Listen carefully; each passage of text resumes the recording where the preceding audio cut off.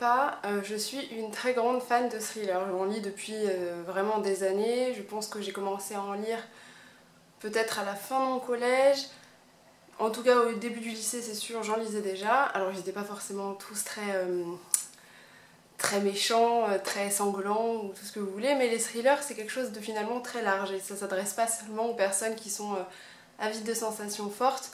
Les thrillers en fait on en voit et on en connaît depuis toujours au cinéma, à la télé, en fait on en voit pas mal et je pense que pas mal de gens soit ne s'en rendent pas compte ou ont vraiment dans l'idée qu'un thriller c'est forcément quelque chose qui fait peur et qui peut être soit lié à une enquête policière, soit avec des scènes très glauques. En tout cas c'est vrai que moi c'est ceux que j'aime bien lire, ceux avec les scènes glauques.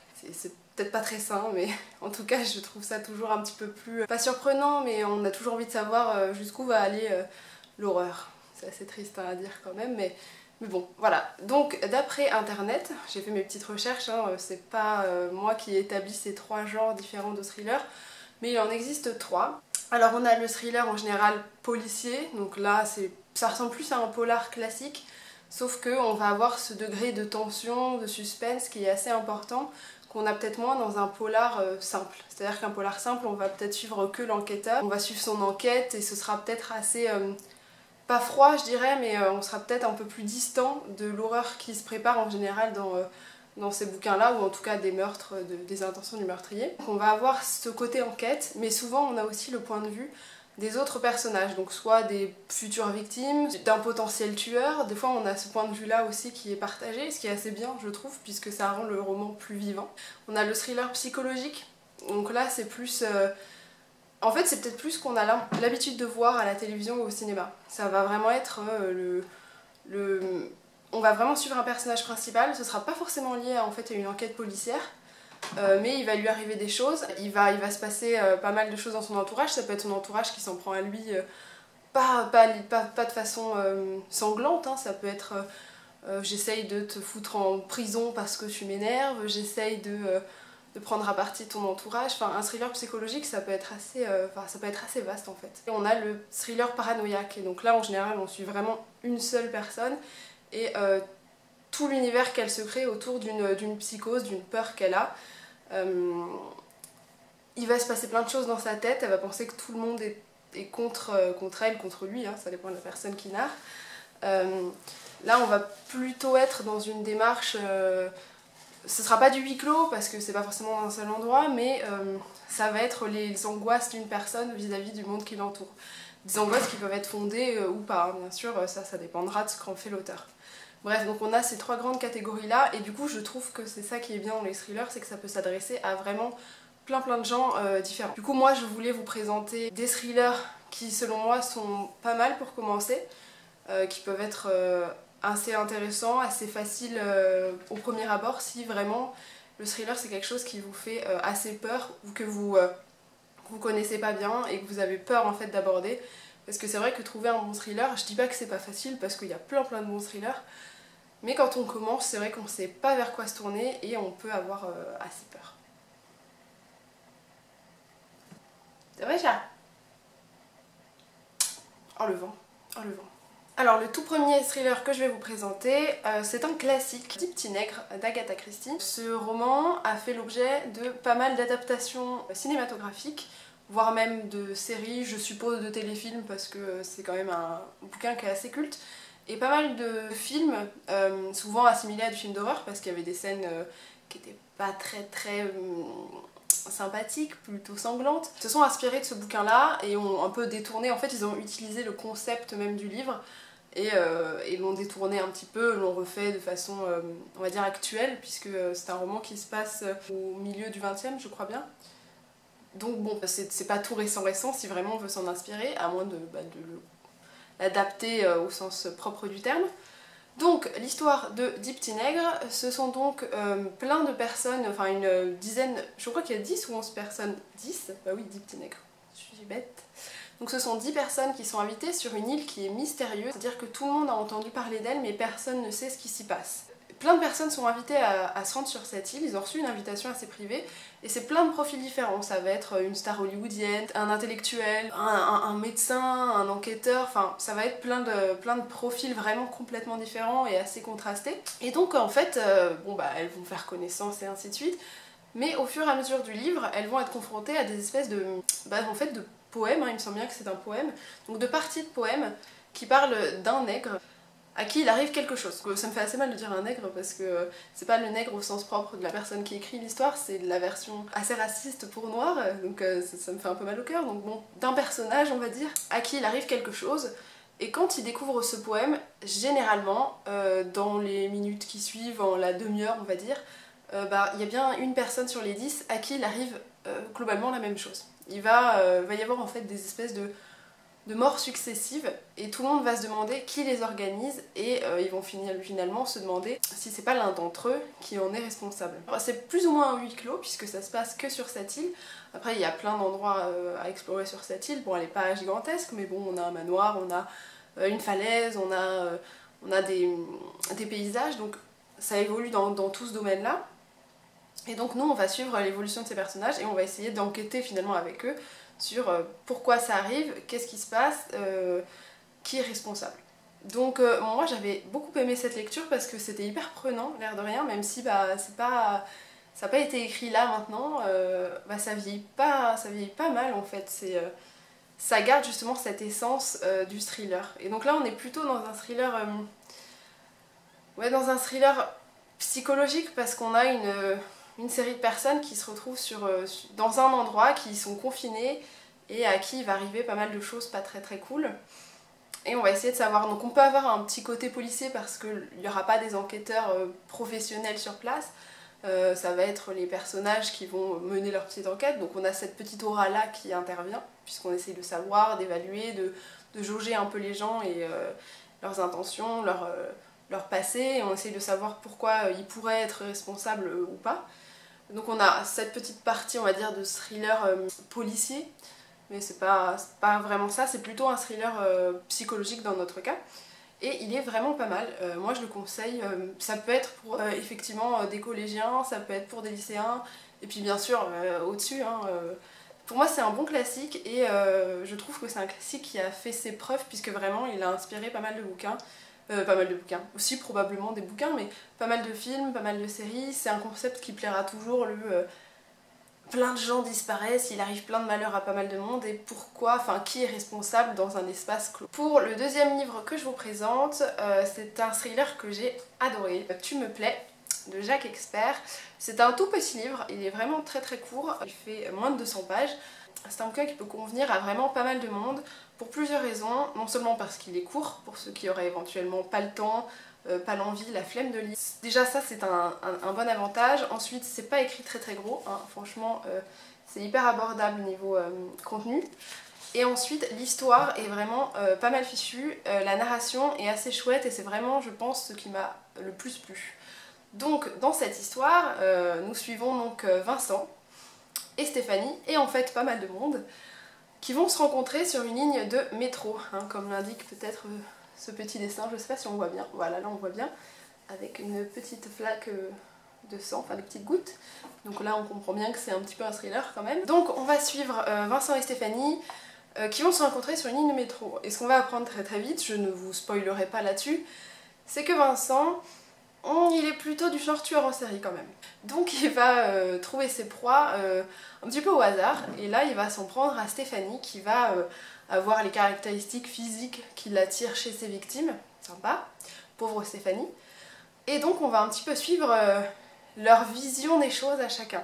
On va suivre Vincent qui va découvrir Stéphanie, qui va être subjuguée parce que c'est la victime idéale.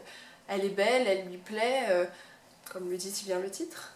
Pour lui, c'est la personne qu'il a envie de malheureusement tuer. Et on va aussi avoir le point de vue de Stéphanie assez régulièrement sur elle a envie de rentrer chez elle, son mec la saoule, elle veut être tranquille et ainsi de suite. Donc on va suivre leur rencontre et on va aussi avoir le point de vue de plein de personnages différents. En fait, ce qui est génial, c'est qu'on a vraiment ce point de vue omniscient. Le narrateur sait, on va avoir un narrateur omniscient plutôt, qui sait tout ce qui se passe. Il nous raconte tout le cheminement de la pensée de chacun des personnages, ses envies, ce qu'il a décidé de faire ensuite. Et ça, j'ai trouvé ça super bien parce que si vraiment on a peur du thriller, il y a vraiment une distance en fait qui est mise entre les faits qui ont lieu et la volonté du personnage. Enfin vraiment, on sait ce qui se passe, mais finalement c'est pas si terrifiant parce qu'on nous le raconte de façon pas dédramatisée, mais enfin vraiment d'un point de vue assez extérieur. Et ce que j'ai trouvé génial, c'est que pour moi, on retrouvait un petit peu le côté... dans les pièces de théâtre, on a souvent, enfin les pièces de théâtre assez anciennes, les chœurs qui commentent un petit peu à chaque fois la fin d'un acte ou d'une scène. Et ça, on l'avait finalement dans ce bouquin, alors pas de la même façon, mais c'était vraiment du style « Que va-t-il se passer par la suite ? Comment Stéphanie va-t-elle échapper à Vincent ? La police va-t-elle réussir à intervenir à temps ?» Enfin bref, on a tout ce petit côté vraiment décalé en fait que je m'attendais pas du tout à retrouver dans un thriller, j'avais en fait jamais vu ça et j'ai trouvé ça assez cool. Vraiment l'écriture est fluide, c'est bien fait, c'est rapide à lire. En fait je trouve que ça donne du dynamisme à l'histoire en fait. On s'ennuie pas et on n'a pas de la description classique, on a vraiment du concret en fait à chaque fois et c'est assez cool. Donc là on est vraiment dans du thriller, je dirais beaucoup plus psychologique, hein. On n'a pas une partie enquête du tout, on va avoir des personnages qui vont se demander ce qui se passe, mais on n'a pas une partie enquête. On a vraiment le point de vue en fait que du tueur et de sa victime, et d'autres personnes bien sûr, mais on est en fait dans le feu de l'action. Vraiment c'est ça, et c'est ce que j'ai trouvé très cool, et c'est ce qui fait que ça se lit très facilement. Donc je recommande très très fortement ce bouquin, je pense à tout le monde, même vraiment la personne qui a un peu peur du thriller. Il y a des descriptions qui sont peut-être pas sympatoches, mais c'est pas effrayant, c'est pas traumatisant, vraiment, ça se lit vite. Pour moi, c'est une bonne introduction au style du thriller. C'est de Jacques Expert, je n'ai même pas dit son nom. Ça, c'était pour moi une très très jolie découverte et je vous la recommande vraiment, vraiment, vraiment. Dans le style thriller paranoïaque, il y en a un que j'ai vraiment beaucoup aimé, ça a été un coup de cœur dès que le côté paranoïaque est arrivé dans le thriller. Enfin, je trouve que c'est pas forcément le plus facile pour commencer, c'est-à-dire que ma maman qui adore lire des thrillers n'a pas réussi à vraiment rentrer dedans parce qu'il y a une première partie qui peut être assez déroutante. On a du mal, je pense, au début à rentrer dedans, c'est pas forcément le plus évident, mais vraiment, moi je vous encourage à continuer parce que c'était un énorme coup de cœur, c'était pour moi une énorme surprise, c'était un récit qui était vraiment prenant et une fois que cette partie un petit peu difficile à passer a été terminée, je n'ai pas pu lâcher mon livre et j'étais vraiment dedans à fond, même si comme tout le monde, il y a des choses qu'on aime et qu'on n'aime pas. Et donc ce fameux thriller s'appelle Robe de mariée de Pierre Lemaitre. Je l'ai lu l'année dernière, il me semble. Et donc ici, on va suivre le point de vue de Sophie, à qui il arrive pas mal de choses, plutôt pas sympa d'ailleurs. Disons qu'on va se retrouver plongé dans l'existence de Sophie à un moment crucial de sa vie où elle est complètement paumée. Elle comprend pas ce qui lui arrive, il se passe plein de choses horribles autour d'elle et elle ne comprend pas comment elles se produisent. Elle pense qu'elle perd la tête. Elle se demande si elle est responsable de la mort de sa belle-mère, si elle est responsable de la mort de son mari, comment est-ce qu'elle a pu perdre son job, enfin il y a plein de choses qu'elle ne comprend pas. Et donc le bouquin se divise en plusieurs parties, on a plusieurs moments clés en fait à suivre. Et évidemment j'ai pas du tout envie de vous en dévoiler plus parce que pour moi ce serait vraiment spoiler vraiment la surprise du livre. Ce qui sera dur au début je pense, c'est des moments qui sont en fait assez hachés parce qu'on va suivre vraiment le cheminement de pensée de Sophie. Il va lui arriver un truc, elle va pas comprendre pourquoi, il va se passer un truc 5 minutes plus tard, elle sait pas comment elle est arrivée là, et effectivement c'est un peu déroutant, je pense que c'est ça qui peut bloquer au début, c'est qu'on ne sait pas comment les choses se produisent et elles ont presque pas de sens, voire pas de logique du tout. Et donc forcément en tant que lecteur, c'est pas évident de se mettre dans la tête de quelqu'un qui ne comprend pas non plus ce qui lui arrive. Hein. On n'est pas, comment dire, bercé comme on peut l'être dans d'autres thrillers. Des fois on met les formes, on nous explique plus simplement ce qui aurait pu se passer, on nous propose des suppositions. Là non, on n'a rien du tout, on a vraiment le point de vue de Sophie, son état d'esprit tel quel, vraiment c'est du tel quel. Passer cette partie-là, ça prend bien une centaine de pages, ouais, c'est quand même 100 pages, sachant que le livre fait 300 pages. C'est un bon petit tiers qui peut être compliqué au début, mais vraiment accrochez-vous. Donc là on est vraiment dans du thriller vraiment paranoïaque en fait. Pour moi c'est un très bon exemple du genre, je l'ai adoré. Ouais, je l'ai adoré. J'ai beaucoup aimé d'autres bouquins de cet auteur-là, même si celui-ci pour moi est un gros favori. Je ne peux pas vous en faire une description plus précise parce que vraiment j'aurais peur de vous spoiler le contenu.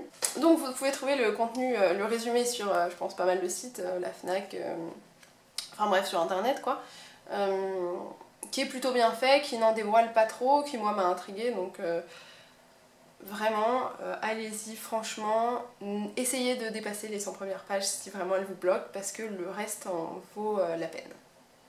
Je ne pouvais pas vous faire de vidéo sur les thrillers sans mentionner mon auteur préféré dans ce genre-là. Donc c'est un roman de Franck Thiliez. Ici je vais vous présenter Puzzle. C'est plus du thriller paranoïaque. Ici on va suivre Ilan et Chloé. Donc en fait ils ont toujours aimé les chasses au trésor. Et là ils vont être conviés à participer à une chasse au trésor qui est assez mythique et qui s'appelle Paranoia. Porte bien son petit nom, hein. Et donc dans cette chasse au trésor, ils vont être amenés donc à... C'est un espèce de jeu de rôle géant en fait, ils vont avoir un rôle à prendre dans cette chasse au trésor pour gagner en fait. Et donc il y a plusieurs règles. Donc la première c'est, quoi qu'il arrive, rien de ce que vous allez vivre est la réalité, il s'agit d'un jeu. Et la deuxième règle, l'un d'entre vous va mourir. Tout de suite ça met de l'ambiance, hein. Et donc ils vont effectivement...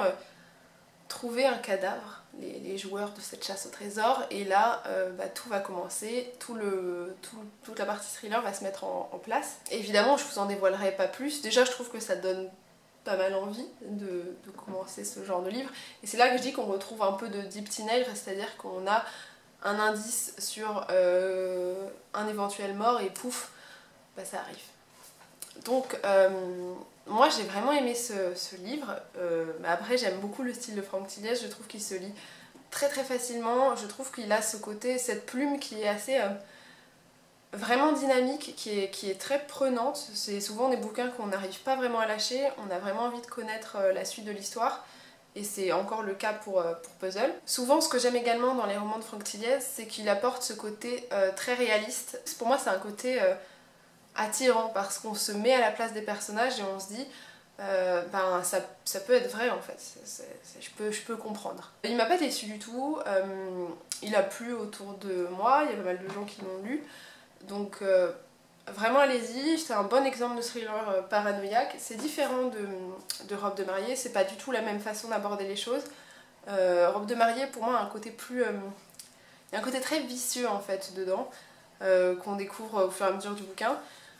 Alors que dans Puzzle, on a plutôt tendance à suivre le personnage principal, à être derrière lui, à l'encourager, ce qu'on n'a peut-être pas forcément tout de suite avec Robe de mariée. Là, on va être... en fait, on va vraiment être happé par l'histoire parce qu'on va vouloir comprendre, comme le personnage, ce qui arrive. Donc pour moi, c'est un roman à lire, comme tous les romans de Franck Thiliez, parce que je les aime beaucoup. Et pour terminer avec cette sélection de livres, et je pense que je me suis un petit peu trop épanchée sur chaque bouquin, cette vidéo va être très longue, j'en suis vraiment navrée. Je vais vous recommander un bouquin, cette fois-ci qui est plus jeune adulte, donc qui sera peut-être plus accessible pour lycéens et après. Enfin pour moi, le jeune adulte finalement ça n'arrête pas un âge, hein, puisque j'ai 25 ans et j'en lis toujours, et j'adore ça. Donc celui-ci il est vachement plus soft du coup que la plupart de ceux que je vous ai présentés, qui ont tous... des scènes un petit peu sanglantes. Là on est vraiment dans du beaucoup plus soft, et donc c'est Don't Look Back. Je ne sais pas du tout s'il a été traduit en français, il me semble que oui. Je vous le confirmerai dans la barre d'infos s'il existe en français. Et donc c'est de Jennifer L. Armentrout. Désolée encore pour la prononciation, je suis désolée pour cet auteur. Alors, on va suivre Samantha, en fait, au premier jour de sa vie après un accident qui lui a fait perdre la mémoire. Il me semble qu'on la retrouve errante dans sa région, en fait, écorchée, abîmée, elle est plutôt pas en bon état. Elle va être hospitalisée et en fait, on va s'apercevoir, enfin, c'est ce qu'on va lui raconter, elle a perdu complètement la mémoire, cette jeune fille. Elle ne se souvient plus de qui elle est, des personnes qui l'entourent, de son passé. En fait, elle a complètement oublié qui elle était. Et elle va apprendre que quand elle a disparu, elle n'était pas seule, elle était avec sa meilleure amie qui elle est toujours portée disparue. Donc on va suivre en fait le parcours de Samantha qui se demande ce qu'elle fiche là, qui se demande ce qui a bien pu lui arriver, qui a pu s'en prendre à elle pour qu'elle se retrouve dans un état plutôt pas sympa. Qu'est-ce qui s'est passé avec cette fameuse meilleure amie dont elle n'a plus aucun souvenir, pourquoi elle est là, et elle va essayer de savoir. Peu à peu, des indices en fait vont lui être proposés. On va lui proposer des avertissements, de ne pas s'intéresser à ce qui s'est passé, de ne pas chercher à comprendre, de continuer sa vie, et qu'elle a déjà bien de la chance en gros d'être toujours vivante et d'être toujours très très bien. Donc elle va se retrouver confrontée à la volonté de savoir ce qui s'est passé, et en même temps elle comprend pas, et est-ce qu'elle a bien le droit de chercher à comprendre. Du coup c'est accessible dans le sens où l'écriture, bon en tout cas moi je l'ai en anglais, c'était très simple à lire. Déjà c'est du premier, comment dire, c'est de l'écriture à la première personne, donc forcément dans ces cas là c'est plutôt facile à lire. On n'a pas toutes ces descriptions qui peuvent être un peu pénibles dans un récit à la troisième personne. Ça se lit très facilement. En plus, ça peut faire écho, bon même si c'est un train de vie comme d'habitude américain, parce que ça se passe aux États-Unis, avec donc les Mean Girls américaines, les casiers américains, bref les cours de ce genre-là. Même si c'est pas forcément un quotidien qui est exactement le nôtre, c'est quelque chose qu'un lycéen, ou même moi, hein, je veux dire en lisant, ça m'a rappelé des années de lycée, quelque chose auquel on peut s'identifier très très facilement, donc surtout si en plus on veut commencer avec les thrillers. Donc là on est vraiment plus dans du thriller psychologique hein, clairement. Du coup ça se lit assez facilement, c'est pas très choquant, il n'y a rien de spécialement sanglant et qui serait violent. En tout cas pour moi c'est de la lecture qui est très sûre quoi, très facile, enfin sans risque vraiment. Mais du coup il était très facile à lire et très agréable en fait à lire. Moi j'ai bien aimé le lire, j'ai été curieuse de savoir ce qui allait se passer. Évidemment là il n'y a qu'un seul livre, hein, il n'y a pas de trilogie ni rien. Et du coup on a vraiment l'essence du thriller psychologique. On a vraiment tous ces éléments là de une personne, ce qu'elle ressent et qui essaye de comprendre pourquoi ça lui arrive, qu'est-ce qui s'est passé. On a vraiment ce suspense, cette tension qui existe, mais sans tous les désavantages pour certains du côté très trash ou glauque. On n'a pas ça. Du coup ce qui est bien c'est que ça nous donne vraiment les bons indices de ce qu'est un thriller, sans prendre trop de risques si on a peur d'être effrayé. Pour moi c'est le plus simple de ce que je propose, avec je pense Deep Teenager qui est assez abordable. Ce sont deux lectures faciles je pense pour commencer les thrillers. Alors pour conclure, je pense que j'ai fait une vidéo beaucoup trop longue parce que c'est vrai que j'adore les thrillers, donc j'ai tendance à parler. J'ai peut-être pas été assez claire et ça j'en suis navrée. J'espère que j'ai quand même réussi à vous intéresser à lire certains des livres que j'ai présentés. En tout cas pour moi ce sont tous de très très bonnes lectures. Des livres que j'ai vraiment adoré ouvrir et bouquiner. N'hésitez pas à me partager en tout cas vous vos lectures de thrillers que vous avez appréciées, vos coups de cœur, ceux qui vous ont encouragé à découvrir le genre. Je suis très curieuse, en tout cas moi je suis toujours friande d'en découvrir toujours plus. Donc vraiment n'hésitez pas à me partager vos coups de cœur, ça me fera très plaisir de les découvrir. Et puis si je les ai déjà lus, d'en parler avec vous. En attendant, écoutez, je vous souhaite une très bonne journée. Je suis désolée pour toutes ces interruptions dans la vidéo, il s'avère que Loka a pété la vitre de ce cadre là, voilà, celui que je pointe. Je viens juste de ramasser les morceaux de verre et passer l'aspirateur au plein milieu de la vidéo. C'est génial. Je vous souhaite une très très bonne journée. À très bientôt et encore merci pour vos retours sur mes vidéos, ça me fait toujours plaisir. Salut! Oui, c'est moi qui casse les cadres, oui, c'est moi. Oui, j'aime bien tout casser. Méchant chat. Heureusement qu'on les aime, hein. Et puis tu t'en fous en plus. Là, juste eu peur de l'aspirateur. Juste eu peur de l'aspirateur, espèce d'ingrat.